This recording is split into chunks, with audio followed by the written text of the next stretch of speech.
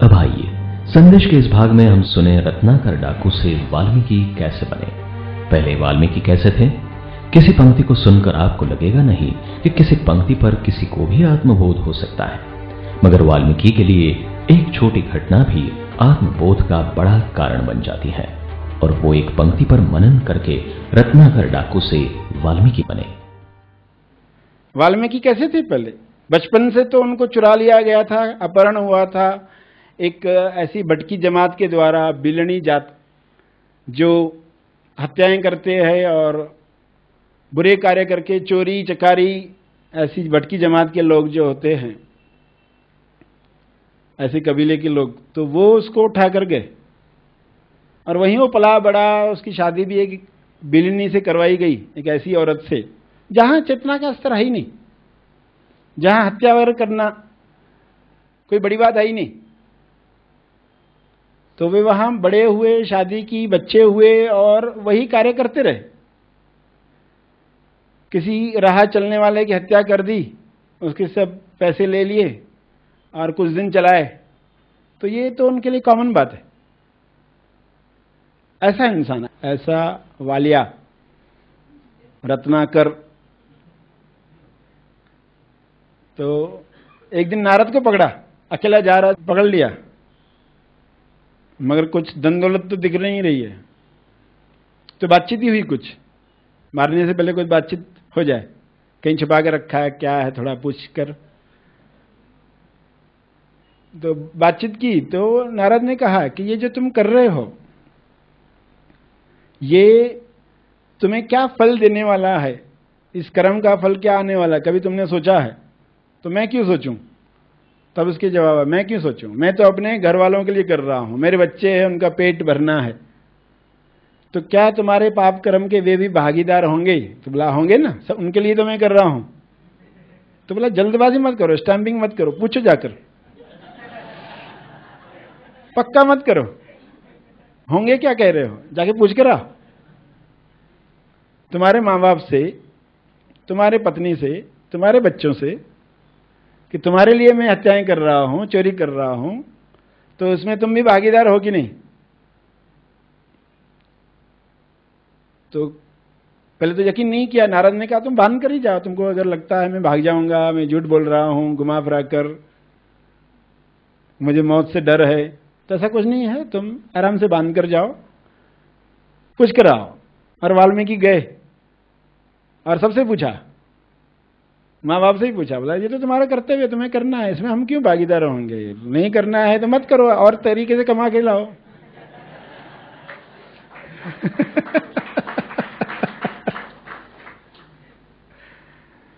बीवी ने भी वही कहा, बच्चों ने भी वही कहा। तो अचानक झटका लगा उसको।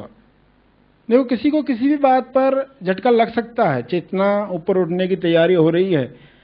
एक बात जब वो सुनता है, कोई अपने रिश्तेदारों से कुछ ऐसी पंक्तियां सुनता है, तो फिर उसको बहुत वैराग्य जागता है, करे इनके लिए मैं इतना कर रहा हूं और इतना झूठ बोल रहा हूं और यही लोग मेरे बारे में ऐसा सोच रहे हैं। तो लोगों के अंदर चेतना नया रुख लेती है और वो किसी भी क्षण किसी भी पंक्ति से आ सकती है। किसी पंक्ति को सुन के आपको लगेगा नहीं कि इस पंक्ति पर किसी को आत्मबोध जागेगा, मगर उसके लिए वो छोटी घटना भी आत्मबोध के लिए बड़ा कारण बन जाती है। भगवान बुद्ध ने जो देखा, बीमार को, बूढ़े को, जो हर एक देखते ही रहता है, तो वो भी आत्मबोध की दिशा बन गई। तो वाल्मीकि के लिए भी, रत्नाकर के लिए भी वो दिशा बन गई। और उसने आके नारद को खोला और कहा आप सही कह रहे थे, अब मुझे कोई रास्ता दिखाओ। तो उन्होंने उनको जप मार्ग पर लगाया कि तुम जप करते रहो, राम राम का जप करते रहो। और वो जप करते हैं तो फिर लोग अलग अलग विचारधारा के, कि उन्होंने उल्टा जप किया, सीधा जप किया, भूल गए, फिर ऐसा जप हुआ। मगर एक्चुअली में क्या होता है, कोई भी शब्द आप बार बार दोहराते हो तो एक तो मन के साथ कार्य होता है, शब्द कोई भी रखा गया मन के साथ कार्य होता है, और फिर शब्द दोहरा दोहरा कर उसके अंदर के जो अर्थ है आपके सामने आने लगते हैं। वाल्मीकि का अर्थ ही है चींटियों का पहाड़। चींटियां जब कुछ मट्टियों से बनाती है, आपने देखे रहेंगे ऐसे घोंसले, एक बड़े बड़े पहाड़ बन जाते हैं, ढेर बन जाते हैं, उसमें होल होते हैं, उनमें चींटियां आते जाते रहती है। तो उसको कहा गया वाल्मीकि, उसी से उसका नाम, क्योंकि वो जब तपस्या में बैठा, नारद ने कहा ये जपते रहो जब तक मैं आता नहीं हूं वापस, अगली बार मैं आऊंगा जब यहां से गुजरूंगा कुछ महीनों के बाद। और नारद तो गए नहीं उस रास्ते से, मगर ये आज्ञा पालन करने वाला इंसान, देखो उसका बेस कुछ नहीं था, एक झटका लगा है जीवन में कि मेरे पाप कर्म में मेरे घर वाले भागीदार नहीं है, और जिस इंसान ने वो दर्शन करवाया उसने कहा है ये करते रहो, और वो आया नहीं है, तो वहां ये नहीं कि अभी मैं खत्म करूं, नहीं, आज्ञा दी है तो मुझे इस पर काम करना है, क्योंकि उसके मन को और कोई टॉपिक नहीं है, और कुछ है ही नहीं। ये नहीं करेंगे तो क्या करेंगे, तो जब तक आते नहीं तब तक कंटिन्यू रखेंगे। तो वो शब्द को दोहराते रहे, राम राम जो है, मरा मरा भी जो हो गया, तो राम राम मरा मरा भी हो जाएगा और मराम भी हो जाएगा।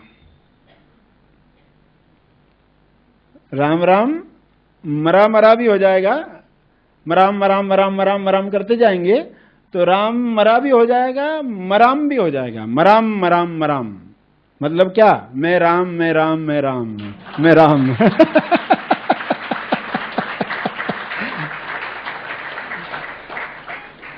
देखो शब्द में क्या पावर है। शब्द पहले इंसान इस्तेमाल करता उसको पता ही नहीं होता, वो दोहरा रहा है, तो दोहराने के साथ मन जो है एकाग्रत हो गया, मन उसके अलावा कहीं जा नहीं रहा है, और मन चुप हो गया, बड़बड़ समाप्त हो गई। तो अनुभव, समाधि के अनुभव आ गए। क्योंकि लोग जो कहानियां गढ़ेंगे उनको तो मालूम ही नहीं होता है कि एक्चुअली समाधि कैसे आती है, क्योंकि जो लिखने वाले हैं उनको समाधि का अनुभव नहीं होता। कहानियां लिखने वाले फिर वो उस पर वाद विवाद लिखते रहते हैं, तो किसी को ऑब्जेक्शन होती है, उन्होंने मरा मरा नहीं कहा, किसी को ऑब्जेक्शन होती है वाल्मीकि संप्रदाय के लोग, उसको डाकू तुम कहते हो, ये बुरी बात है, ये हमारी धार्मिक भावनाओं को ठेस पहुंचाना है, उस पर केस चलते हैं, क्या क्या नहीं चलते रहता है। तो लोग असली अर्थ पर जा ही नहीं पाते कि क्या बताने का प्रयास किया गया है, वाल्मीकि ने कैसे आज्ञा का पालन किया, कैसे चींटियों का पहाड़ जिस पर जमा हो गया और नारद ने वाल्मीकि नाम दिया रत्नाकर को, उसी पर उनका नामकरण हो गया कि चींटियों का ढेर जमा हो गया, मगर वो वैसे ही बैठे, और नारद गुजर रहे हैं तो उनको आवाज आ रही है, कहां से आ रही वो ढूंढ रहे हैं, और नजदीक जाकर देखा आखिर उस चींटियों के पहाड़ से, छोटे पहाड़ से, छोटी वॉल से, छोटी दीवार से, चींटियों की दीवार जो थी उसमें से आवाज आ रही है, तो उसको वाल्मीकि नाम दिया। इसके अंदर जो गूंज उठ रही है, मराम मराम मराम मतलब मैं राम मैं राम, उसको दोहरा दोहरा कर शब्द अपना अर्थ खोल देते हैं। मिशन अर्थ, इसलिए शब्दों को दोहराने के लिए कहा गया, ये प्रथा बनी। तो बोलते बोलते बोलते उसके अर्थ प्रकट होने लगते हैं, और जो अर्थ प्रकट हुआ उसका असर शुरू हो गया, समाधि में पहुंच गया। और ऐसी समाधि आज्ञा के साथ आकार खो गया है, मगर आज्ञा जारी है। आकार खो गया, आज्ञा जारी है। वॉल की जो लिमिटेशन डाल दी गई है वो है, जब तक नारद नहीं आएंगे तब तक उठने वाले नहीं है,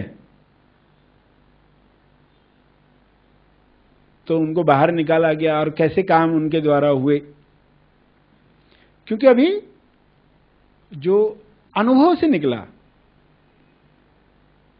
लोग देखते हैं, देखो कहानियां तो चल रही होती है, हर युग में कहानियां चल रही होती है, सभी देखते, न्यूज़पेपर भी पढ़ते रहते हैं आप, मैं न्यूज़पेपर पढ़कर आप उस पर स्टैंपिंग करते हो, हाँ ऐसा हुआ रहेगा ऐसा हुआ रहेगा, आप कहां असली अर्थ पकड़ पाते।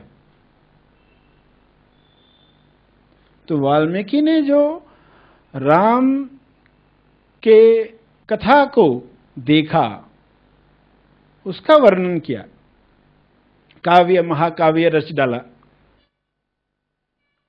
क्योंकि असली बात पकड़ सकते हैं। जो स्वयं अनुभव कर रहा है वही उसका अर्थ समझ सकता है कि एक्चुअली में क्या हुआ होगा, क्या बताने का प्रयास किया गया है, किस तरह की कृपा की गई है। समझने वाले के लिए इशारा काफी है। तो जो समझ सकता है वो समझे, और जो समझने को तैयार हुए हैं, पात्र हुए हैं, उनको बताया जाए। तो वाल्मीकि की कहानी लोग कैसे सुनते आए हैं और उसकी क्या डेप्थ थी।